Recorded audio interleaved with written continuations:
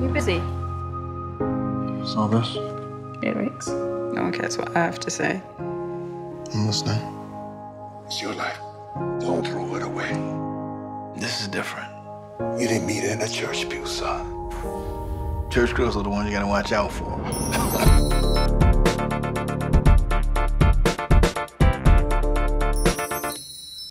So Gina Prince-Bythewood, first, welcome back to the director's chair and another movie. I mean, we've loved your projects in the past, and I guess it brings me to our first question. Like, the break. I know movies take a long time to make, but why is it taking me so long?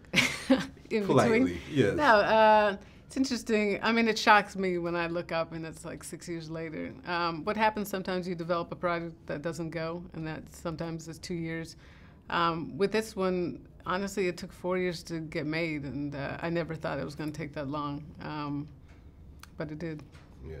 Would you have still went with this, or did you have something else that you had in your in your rotation that I'm going to do this project, I'm going to get to this one? Did this project like move other projects back, so to speak? Oh, absolutely. I was driving my agents crazy because as the years started to drag on, I didn't want to take anything else because this is the story I wanted to do, and I felt if I took something else, I would take the focus away from doing this. So I would do rewrites in between, just, you know, we got to eat.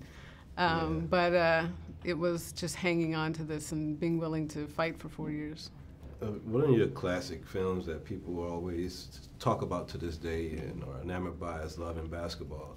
And we've seen other producer, directors, you know, have success with sequels like Think Like a Man 2 and Best Man Wedding, and you know, have you ever thought about trying to continue that story since the fans have been like, you know, just always still talk to this day about, you know, how they were affected by that movie? Yeah, I mean, foremost, it is amazing that people want a sequel after, you know, it's been 14 years. Yeah. So that the fact that people, it's interesting because younger people are rediscovering the film, but you know, it'll never happen. I feel like the movie ended the way it was supposed to end, and anything that an audience comes up with for the characters, I think is way more interesting than I would come up with. How has the business changed since then, when you were, you know, bringing out Love and Basketball, and now to this day where, you know, people have different expectations, it's a different society, different president, and everything else. Like, how has the business changed for you as a director over these years? Honestly, I think it's harder to get a film made, especially one that's a drama, and so I think that's foremost, and the budgets are much less than, like, I got more to do, I got double the money to do Love and Basketball than I did with this, but I think I'm still in that spot of wanting to make the same kind of movie, which is, you know, a universal story just told with people of color in the leads, and those kind of movies, especially dramas, rarely get made. They weren't getting made back in the day, and they rarely get made now, so I think that's part of why it took so long, but why it was worth the fight. We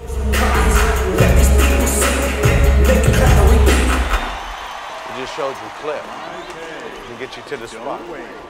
Love the hair. You guys are supposed to return back to your seats after your performance. This way, this way. Imperial Mammoth. Last one to leave the party. Okay, I'm gonna need everyone to clear out of this area. I need everyone out of here. Just a minute. Excuse me. Arms up. Please. Hold on.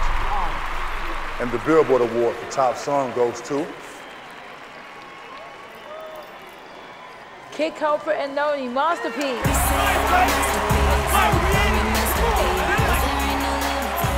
This is Kid Culprit's 3rd Billboard Award and Noni's first win.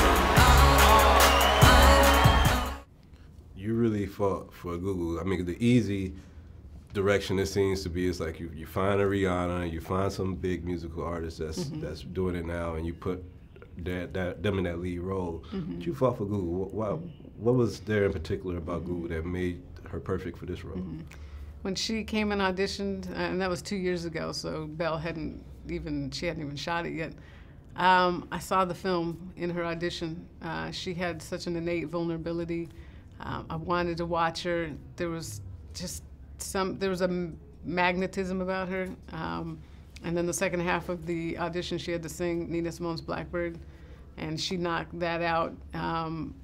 So I knew it was her, and as a director, when you find that person, and you could say muse, so to speak. I mean, I created this character in my head, but I found the person to embody that character. You fight for that, because casting is everything. And in her, it was also cool that she was unknown because an audience has nothing to put on her. She's not coming in with any baggage.